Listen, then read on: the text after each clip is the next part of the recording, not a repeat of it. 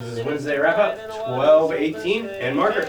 Hi, I'm Sylvia Gordon. And I'm Rebecca Gordon. We're going to talk about the new Medicare beneficiary identifier, the member, and how you can't use the HIC, the old number, and what's happening during AEP that caused a lot of apps to pen. I'm gonna smell my flower.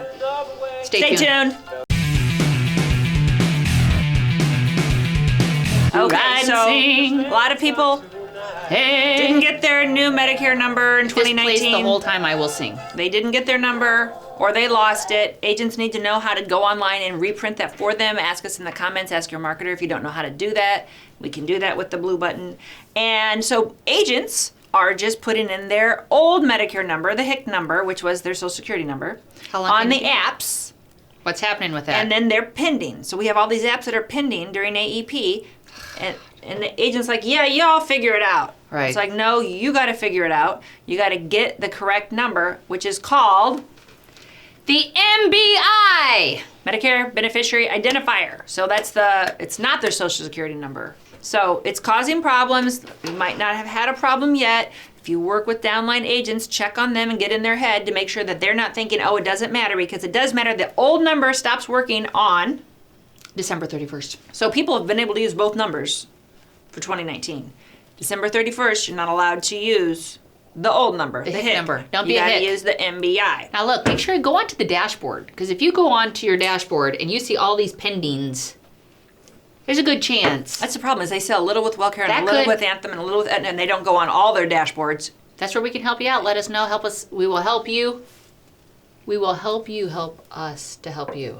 Okay. That makes no sense. Keep going. I know. Okay, so that's the old number, the old card, and the new card. That's the HIC card, that's the MBI card. Just love adding more acronyms to my life. I love acronyms. Let's go back into OEP. OEP, so OEP is an exciting time. It's gonna start in January. So exciting. But what happens if you wrote 50 clients and I came in and rewrote them? Chargeback! Chargeback! Not a happy time. So CMS requires that there are chargebacks during OEP. One of the things agents might not be familiar with is the actual chargeback discretion that carriers have. So we all know, because we're tested on it with AEP, that if you have a rapid disenrollment within the first 90 days, carrier can charge you back your full commission. What most people don't know is that there is a lot of leeway that the carriers have discretion whether to actually charge back or not. They don't have to. They're not required by CMS to charge back if you become LIS eligible, if you move in or out of an institution, if you move. But you're staying within that carrier. Or are you saying if they switch altogether? They switch. Or so say you have a DSNP and you got passively enrolled in the MPP. There's like 11 states that do that. Mm-hmm. I mean, that's not your fault. The state took your guy and put him in this because they have a contract. Do you get a chargeback? It's at the discretion of the carrier, and we can say most carriers charge back. There are some exceptions. I'm just throwing this out there that during OEP, but during OEP, you will get a chargeback. What can you do to stay relevant with your client so that if somebody else does call on them and tries to put them in a plan they think is better, what can you as the agent do to retain them during this somewhat critical time? So the main thing is just to reach out to them at the beginning of the year, ask if they have their cards, if they've used it yet. I always try to get my clients to dig through that thing and get out their over-the-counter benefits, go over it with on the phone with them, how to get signed up to use it, go in it and make your first order, or I'll do it for them. And ask them to go get their physical, ask them to book an appointment. Use their plan. And be proactive, have another touch with your clients. You might not have talked to this client since October, November. And remember that there's people all around the community that are sitting at kiosks and booths, just waiting there, trying to say, hey, this plan is way more bells and whistles. Yeah. So go get out of the chute at the beginning of January and call all your AEP. Can the agent send a ringless voicemail? If you have a client, yes. If you have a client, yes. Existing client. So ringless voicemail is such a great touch. I was like, didn't mean to put not unsolicited. I'm like, but and we can show you how to do it. It's a super inexpensive, easy. I call that passive marketing because you can set it up. It can go to all of them. It's a nice touch, and then you could be doing something else. great way to retain your clients and have a nice touch. Prevent the chargebacks. Yeah, prevent because the people chargebacks. get confused and they're like, oh, this was way better. And you're like, ma'am, the reason I didn't put you on that, which I could have, is because Right. your cardiologist isn't in the network.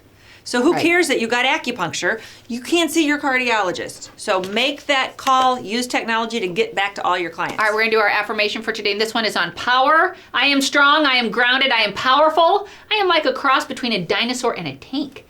But not a tank that's used for war. I'm like a peaceful, loving dino tank that feels so strong it doesn't need to do anything but be. She does not read these beforehand. I think that shows.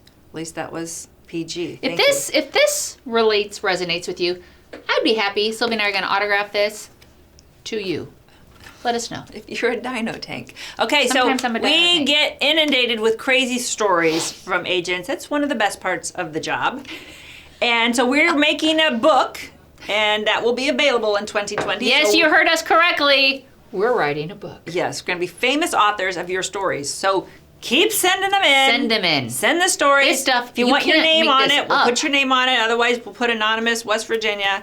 But I know all the agents love to read this. We're always happy, like, thank God that didn't happen to me. Such and then funny it good jogs stuff. your memory, like, oh, that's similar to something that Right. happened to me, like in 1993, right? So send us your funny stories. will be published I authors. got some crazy ones this week. I don't really want to talk about them on the air. Right? Let's not spoil it because this will probably let's be say your go-to the- gift let's for say most the people. cleanest one I got was from an agent that he said that he all the time he goes to women's houses, which I wouldn't do this, so I don't think that other women do this. They always say, "Oh, can I take your coat?" And when they take his coat, they always get a squeeze. No He said way. it happens all the time. He said it happens so much he doesn't even think about it.